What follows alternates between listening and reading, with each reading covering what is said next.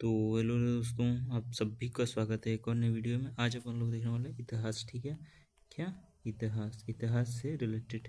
तो पिछली वीडियो में हम लोगों ने देखा था प्राचीन इतिहास के स्रोत से रिलेटेड। ठीक है, प्राचीन इतिहास से सोर्स से रिलेटेड हमने देखा था। फिर प्रागैतिहासिक काल, आधि ऐतिहासिक काल देखा था। फिर अपन लोग देखने थे प्राचीन भारतीय इतिहास के स्रोत के लिए देखा था। प्राचीन भारतीय इतिहास के स्रोत जो है पुरातात्विक स्रोत, साहित्यिक स्रोत, विदेशियों यात्रियों का विवरण।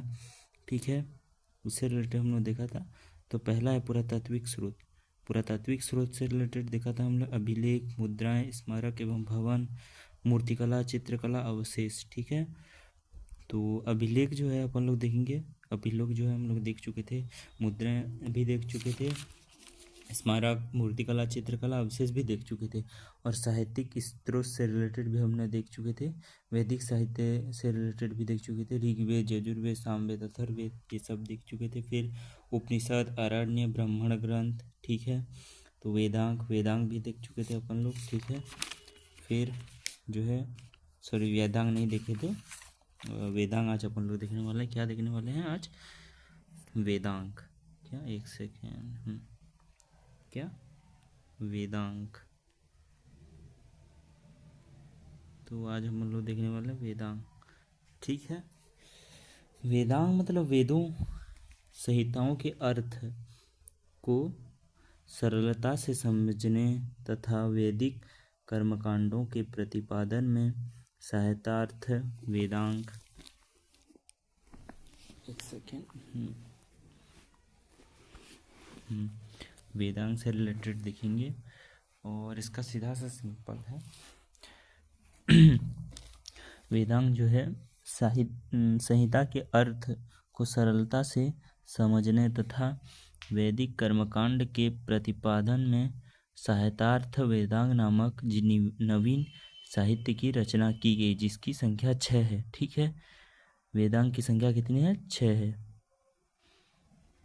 वेदांग जो है शिक्षा, कल्प, व्याकरण, निरुक्त, छंद, ज्योतिषी। ठीक है, क्या शिक्षा, कल्पसूत्र और व्याकरण और निरुक्त और छंद, क्या वेदांग के 6 भाग हैं। तो शिक्षा जो है पहला है, आप लोगों को लिख के बता देता हूँ। तो पहला है आप लोगों का, एक सेकेंड, हाँ अब होगा। पहला है आप लोगों का शिक्षा, पहला है शिक्षा, दूसरा है कल्प, तीसरा है व्याकरण,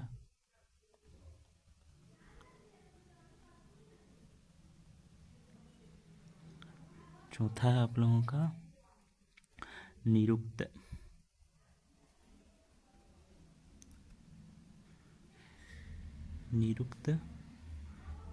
पांचवा है आप लोगों का छंद, छठा है आप लोगों का ज्योतिष। ये सब आप लोगों का हो जाएगा। तो शिक्षा से रिलेटेड वैदिक मंत्रों के शुद्ध उच्चारण एवं शुद्ध स्वर क्रिया की विधियों के ज्ञानार्थ लिखित साहित्य शिक्षा कहा जाता है। ठीक है, शिक्षा कहा जाता है मतलब वैदिक मंत्रों के शुद्ध उच्चारण एवं शुद्ध स्वर क्रिया की विधियों के ज्ञानार्थ लिखित साहित्य शिक्षा कहा जाता है। फिर वैदिक शिक्षा संबंधित प्राचीनतम साहित्य साक्ष्य है। और फिर आप लोगों ने कल्पसूत्र जो है, कल्प नामक वेदांग में छोटे छोटे वाक्यों में सूत्र फार्मूला बनाकर महत्वपूर्ण वैदिक विधि विधानों को प्रस्तुत किया गया सूत्र ग्रंथों को ही कल्प कहा गया। ठीक है, कल्पसूत्र 4 प्रकार के हैं। कल्पसूत्र कितने प्रकार के हैं? 4 प्रकार के। और जो फिर आता है तीसरा नंबर व्याकरण। व्याकरण मतलब शब्दों की मीमांसा, करने वाला शास्त्र, मीमांसा करने वाला शास्त्र। व्याकरण कहा गया है जिसका संबंध भाषा संबंधित नियमों से है।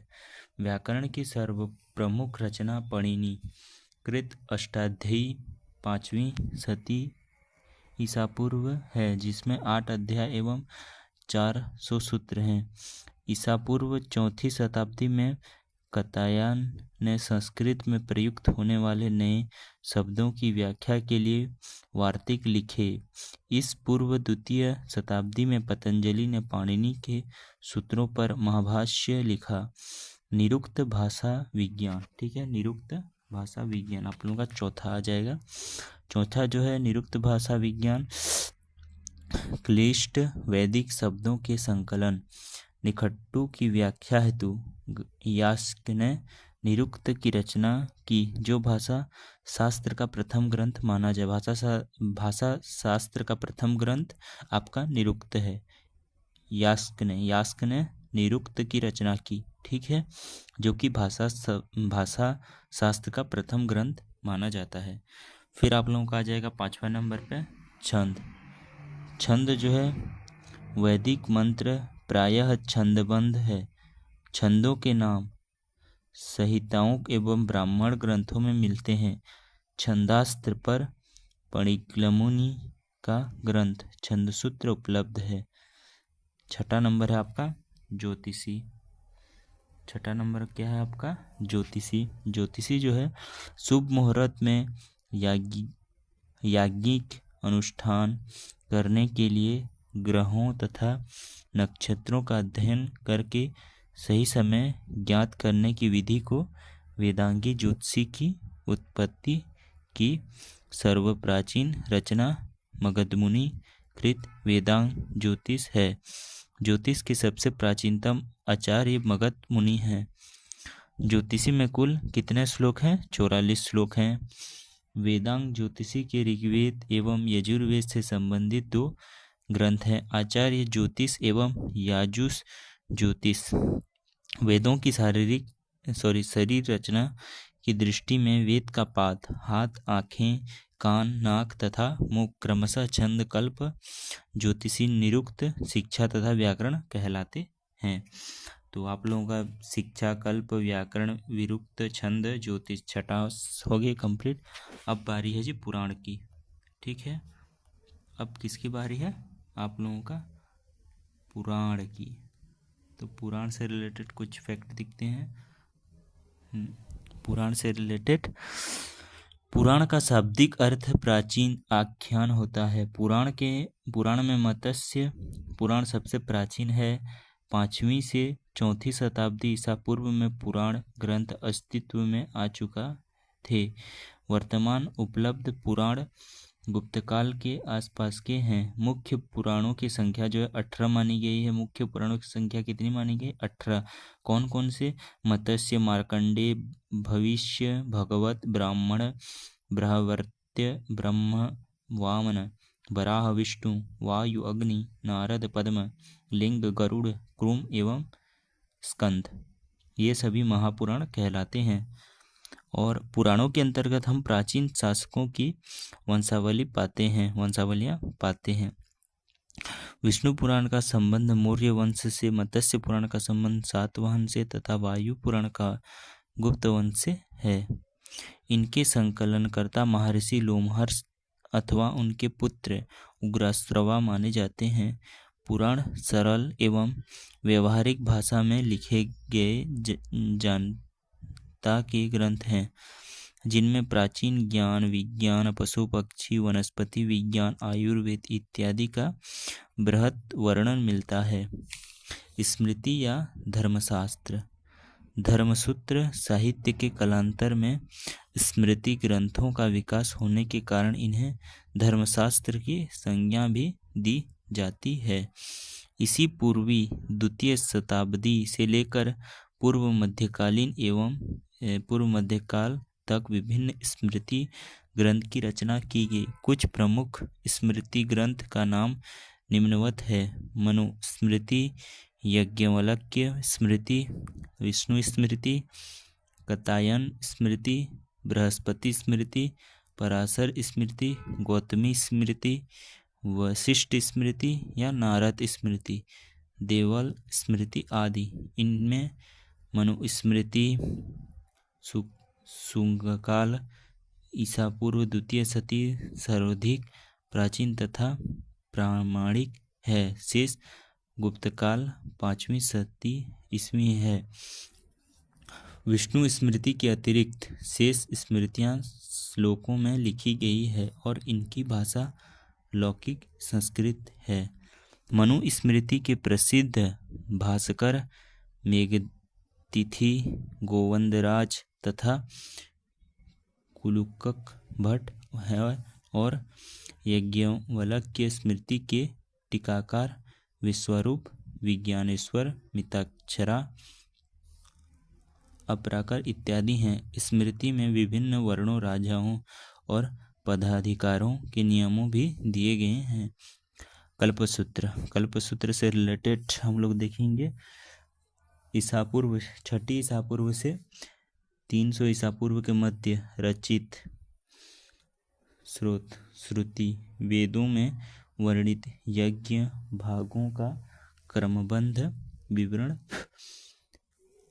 उस काल की परंपराओं तथा धार्मिक रूढ़ियों का ज्ञान ऋग्वेद के 2 स्रोत सूत्र अश्वलायन, ठीक है, शाखायन, यजुर्वेद, ठीक है। तो आज अपन लोग देखने वाले कल्पसूत्र से रिलेटेड। कल्पसूत्र क्या? कल्पसूत्र,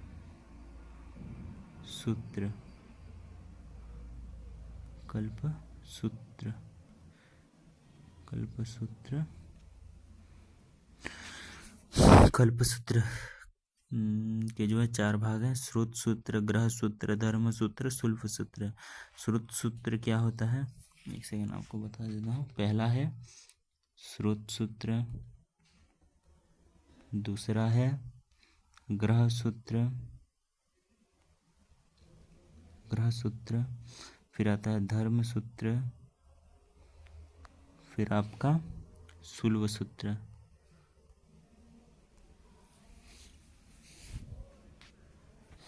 भारतीय दर्शन के प्रवर्तक स्रोत को डिवाइड करते हैं। स्रोत सूत्र उसे कहते हैं जो वेदों में वर्णित यज्ञ भागों का क्रमबद्ध विवरण, उस काल की परंपराओं तथा धार्मिक रूढ़ियों का ज्ञान। ऋग्वेद के 2 स्रोत सूत्र अश्वलायन, सांगायन, यजुर्वेद कतायन, अपस्तंभ, हिरण्यकेशी, बोधायन, भरद्वाज, मानव तथा बेखांस, सामवेद, लटायन, द्रायण एवं आर्षे, अथर्ववेद, वेतान, ठीक है। श्रुत सूत्र आप लोगों का कंप्लीट हो गया है। अब बारी है ग्रह सूत्र की। तो ग्रह सूत्र है गृहस्थाश्रम से संबंधित धार्मिक अनुष्ठान। प्रमुख ग्रह सूत्र सांख्यायन, अश्वलायन, बोधायन, आपस्तंभ, हिरण्यकेशी, भरद्वाज, पराशर, गार्भिल, खादीर एवं कौशिक। धर्म सूत्र जो है वर्ण सूत्र जो है वर्ण धर्म, राजा के कर्तव्य, प्रायश्चित, विधान, न्यायालयों की स्थापना, कराधान, नियम तथा गृहस्थ कर्तव्य का विवरण। प्रमुख धर्मसूत्र वशिष्ठ, मानव, अपस्तंभ, बोधायन, गौतम। धर्मसूत्र से ही कालांतर में स्मृति ग्रंथों का विकास हुआ। फिर आप लोगों का शल्व सूत्र जो है, शल्व का तात्पर्य है नापने की डोरी। इनमें यज्ञ वेदायों को नापने, स्थान चयन एवं निर्णय आदि का वर्णन है। ये आर्यों के ज्यामिति ज्ञान के परिचायक हैं। षड्दर्शन से भारतीय दर्शन का निर्माण हुआ, जिनमें आत्मा, जीव जगत, ब्रह्म इत्यादि के विभिन्न प्रकार को समझाने का प्रयास किया गया है। ठीक है, तो आप लोगों को कल्पसूत्र से रिलेटेड 4 ठो स्रोत सूत्र, ग्रह सूत्र, धर्म सूत्र एवं शल्व सूत्र कंप्लीट हो गया है। अब जो है षड्दर्शन में भारतीय दर्शन का निर्माण हुआ, जिनमें आत्मा, जीवन जगत, ब्रह्म इत्यादि को विभिन्न प्रकार से समझाने का प्रयास किया गया। ठीक है, भारतीय दर्शन के प्रवर्तक, तो भारतीय दर्शन के प्रवर्तक कौन कौन है देखते हैं। तो पहला है आपका सांख्य। सांख्य जो है आप लोगों का दर्शन है और इसका प्रवर्तक है आपका कपिल। ठीक है, और फिर आता है आपका न्याय।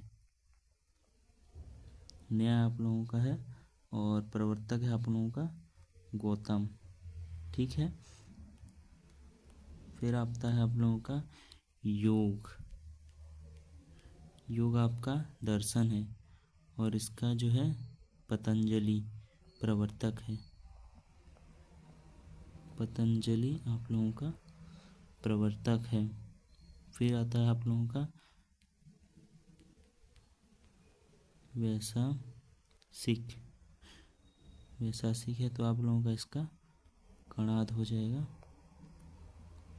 फिर आप लोगों का इसका है पूर्व मीमांसा। मीमांसा आप लोगों का दर्शन, पूर्व मीमांसा आप लोगों का दर्शन है तो इसका प्रवर्तक हो जाएगा जैमिनी। जैमिनी क्या? जैमिनी, समझ गए। और फिर लास्ट में आ जाएगा उत्तर मीमांसा, पूर्व मीमांसा और उत्तर मीमांसा। तो उत्तर मीमांसा का बादरायण। ठीक है, प्रवर्तक आपका क्या? बादरायण हो जाएगा। फिर चलिए कुछ देखते हैं बौद्ध से रिलेटेड। बौद्ध साहित्य। क्या? बौद्ध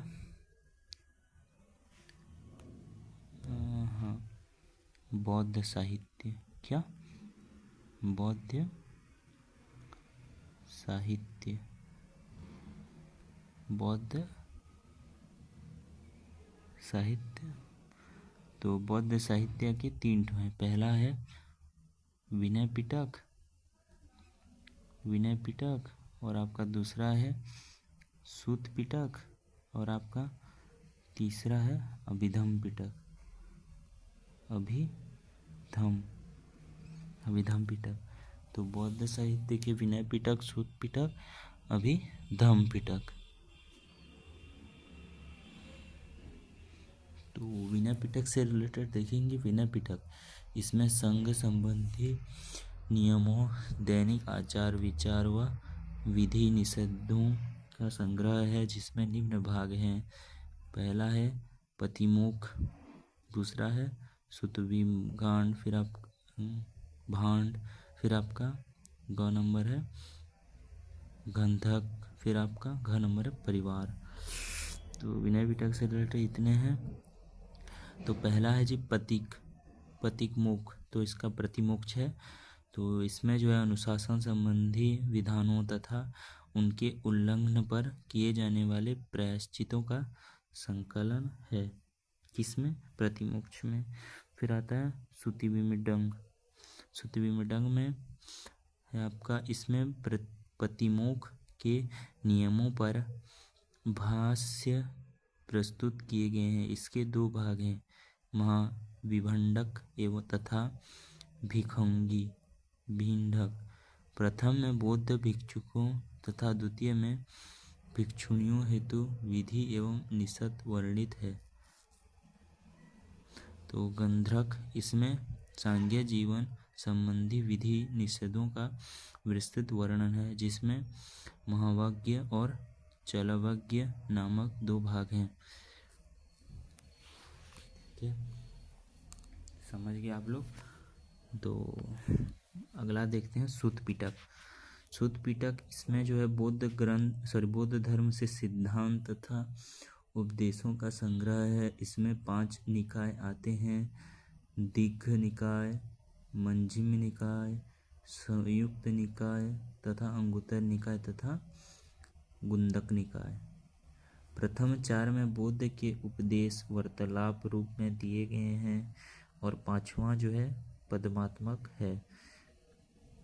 खुद्दक निकाय में कई ग्रंथ आते हैं जैसे खुद्दक पाठ, धम्मपाद, उद्दान, सूतनिपात, विमान, वत्तुत, पितवदूत, धैर्यगाथा, थैरीगाथा एवं जातक आदि। जातकों में बुद्ध के पूर्व जन्मों को कहानी संग्रहित है। अभिधम्म पिटक यह प्रश्नोत्तर क्रम में है और इसमें दार्शनिक सिद्धांतों को संग्रह है। इसमें 7 ग्रंथ सम्मिलित हैं: धम्मसंगणिक, विभंग, धातुग्रंथ, पुंगल, पंचित, कथावस्तु, यम तथा पठान। ठीक है। अभिधम्म पिटक सबसे बाद की रचना है जो कुषाण काल में हुई चौथी बौद्ध संगीत में संकलित किया गया। त्रिपिटक के अतिरिक्त पाली भाषा में लिखी अन्य बौद्ध ग्रंथ में नागसेन कृत, मिलिंद-पन्हो तथा सिंहली।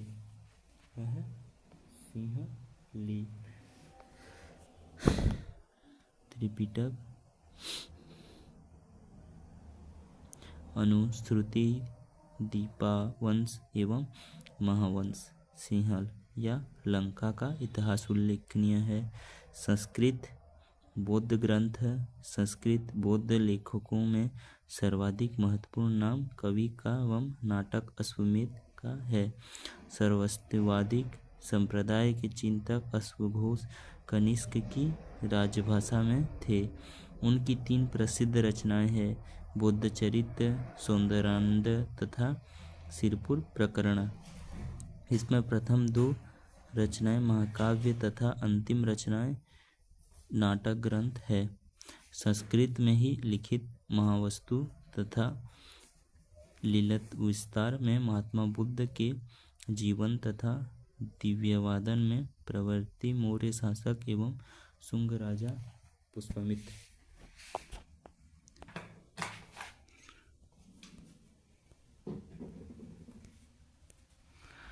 जैन साहित्य। जैन साहित्य। जैन साहित्य। जैन साहित्य को आगम कहा जाता है जिसमें 12 अंक, 12 उपांक, 10 प्रकीर्ण, 6 छंद सूत्र, 4 मूल सूत्र, अनुयोग सूत्र एवं नांदी सूत्र की गणना की जाती है। इनकी रचना महावीर स्वामी की मृत्यु के बाद विभिन्न संगीतियों में ईसा पूर्व 4वीं शती से 6वीं शती ईस्वी के मध्य हुई। अंग 12, उपांग 12, प्रकीर्ण 10, छंद सूत्र 6 एवं मूल सूत्र है। ठीक है। अंग आप लोगों का 12 है। 12 अंग कौन कौन से? अचरंग सूत्र, दूसरा है स्वीय कंडक सूत्र, तीसरा है थावांग, चौथा है समवयांग सूत्र तथा 5वां है भागवती सूत्र तथा 6ठा है नवधम्मकहा सूत्र। उवासक दशाओं सूत्र, फिर आपका है अंत गणदशाओं, फिर आता है अंगुत रोवाई दशाओं, फिर आता है पंडा हावगरणी, फिर आता है विवांग सुयम, फिर आता है 12वां डीटी वाय। तो आप लोगों के 12 अंग हो गए। फिर उपांग जो है उपांतिक, राजप्रश्नीय, जीविधिम, प्रजापत, फिर आता है 5वां जम्बूद्वीप प्रजापित, फिर आता है 6ठा चंद्र प्रजापित, फिर आता है 7वां सूर्य प्रवर्तित, फिर 8वां आता है निरावेवाली, फिर 9वां आता है कल्प संतिका, फिर 10वां आता है पुष्पिका, फिर 11वां आता है पुष्प चुलिका, फिर 12वां आता है वृषण दशा। आप लोगों का कंप्लीट हो गया।